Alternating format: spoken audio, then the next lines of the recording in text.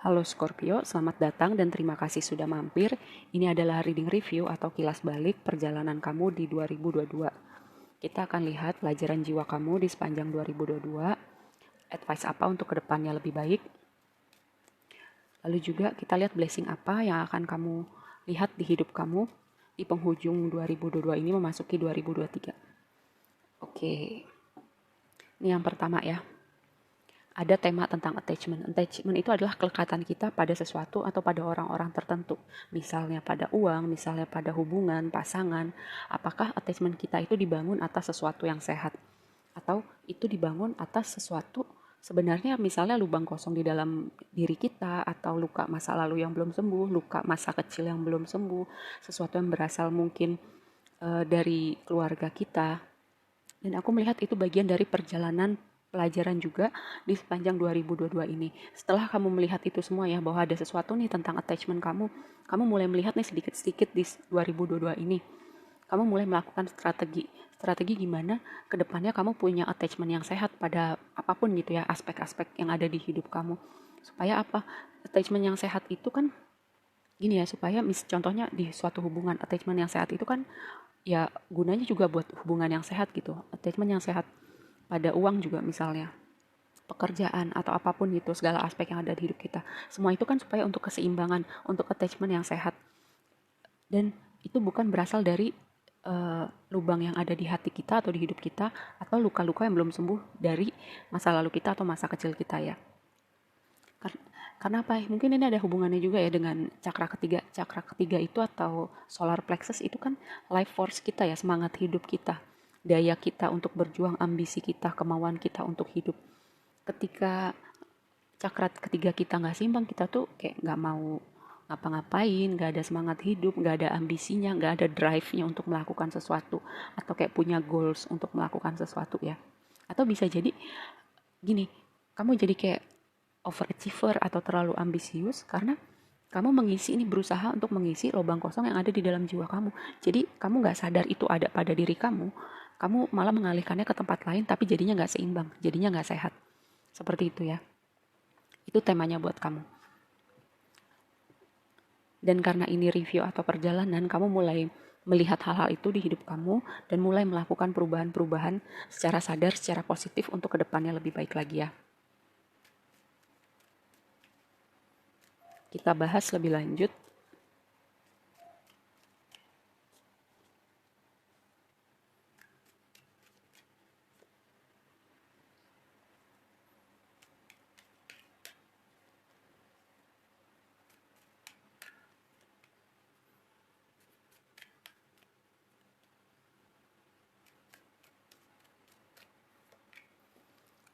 Oke, kan benar ada tema yang berhubungan dengan masa kecil atau masa lalu. Juga belajar juga boundary ya, boundary untuk hubungan yang lebih sehat. Mari kita bahas. Yang menggambarkan perjalanan kamu di 2022 adalah Seven of Wands. Seven of Wands itu pertama berbicara tentang kompetisi, lalu berbicara juga tentang memperjuangkan segala sesuatu yang kita anggap penting, tapi yang tadi aku bilang sebelumnya, sesuatu yang kita anggap penting itu apakah berasalnya dari lubang kosong di dalam hati kita atau memang itu beneran penting ya. Berjuang untuk sesuatu yang kita anggap penting, kita anggap berharga. Lalu juga Seven of Wands berbicara tentang boundary, memberi batasan pada hal-hal yang menurut kita apa ya, baik buat kita atau enggak, ngelewatin boundary kita atau enggak. Misalnya hubungan-hubungan tertentu, kayak misalnya sebelumnya mungkin kamu kayak tipe orang yang people pleaser gitu, kayak gak mau mengecewakan orang lain, gak mau bukan gak mau, selalu mikirin pendapat orang lain. Dan kamu mulai belajar nih ngasih boundary, ngasih batasan. Aku gak mau jadi people pleaser lagi.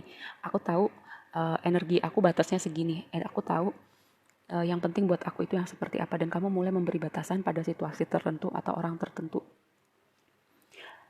supaya nggak ngelewatin boundary kamu lagi itu ya. Lalu pelajaran jiwa kamu di 2022, Chariot. Chariot itu kan berbicara tentang kesuksesan, keberhasilan, pencapaian, lalu juga kayak ketika kita berjuang untuk sesuatu, semesta ada di pihak kita ya. Yang tadi aku bilang, mungkin ada tema bahwa kamu berjuang untuk sesuatu, kamu mau menuju sesuatu.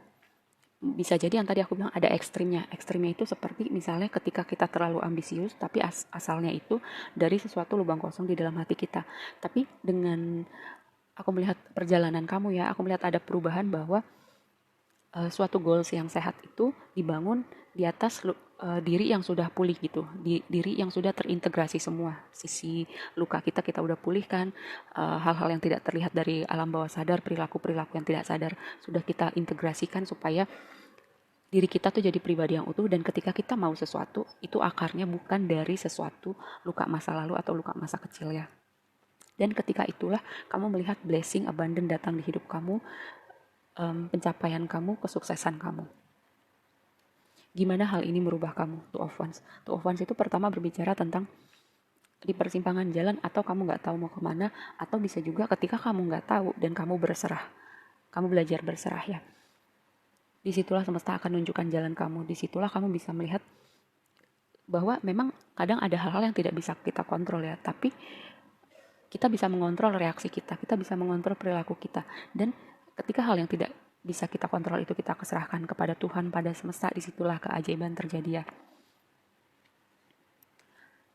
Apa yang perlu kamu banggakan dari diri kamu? Four of Cups. Kamu pertama dengan Four of Cups ini, kamu perlu bangga kamu bisa keluar dari stagnansi kamu. Lalu yang kedua, kamu perlu bangga gitu, bahwa kamu sudah belajar tentang attachment yang sehat, tentang hubungan yang sehat, tentang gimana kamu punya goals atau punya ambisi berangkat dari diri kamu yang sudah sudah dipulihkan gitu luka-lukanya ya. Lalu yang berikutnya, advice kedepannya 2023 atau kedepannya lebih baik. Nine of Cups. Nine of Cups ini kan kartu Nine of Cups itu kan gambarnya, kalau di kartu yang klasik gambarnya orang lagi sendirian duduk happy gitu. Sama gitu, kamu happy dengan dirimu dulu, kamu membahagiakan diri kamu dulu, prioritaskan diri kamu. Yang tadi aku bilang, bikin boundaries, bikin batasan sama situasi tertentu, sama orang-orang tertentu. Misalnya kalau kamu capek gitu, contoh boundaries ya, kamu capek, terus ada yang ngajak nongkrong, terus kamu sekarang udah bisa nolak nih, nggak, aku mau istirahat aja, aku capek. Mungkin sebelumnya kamu yang tadi aku bilang tipe people pleaser, yang mikirin kata orang, yang gak mau ngecewain orang, kamu akan ikut-ikut aja gitu. Tapi sekarang kamu udah bisa punya boundaries karena kamu prioritaskan diri kamu dulu.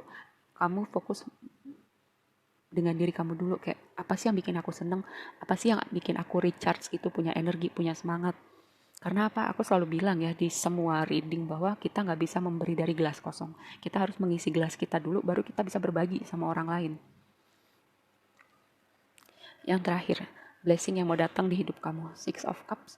Pertama, tadi aku bilang ada pemulihan sesuatu yang terjadi di masa lalu atau di masa kecil kamu. Dengan Six of Cups, mungkin kamu udah mulai menyadari ada sesuatu yang terjadi di masa kecil kamu, mungkin pola asuh, mungkin ada luka, mungkin ada trauma, dan itu kayak ketika kamu beranjak dewasa, kamu gak sadar itu mempengaruhi perilaku kamu gak sadar itu mempengaruhi hubungan-hubungan kamu ya, entah pertemanan, entah pekerjaan, entah hubungan romantis.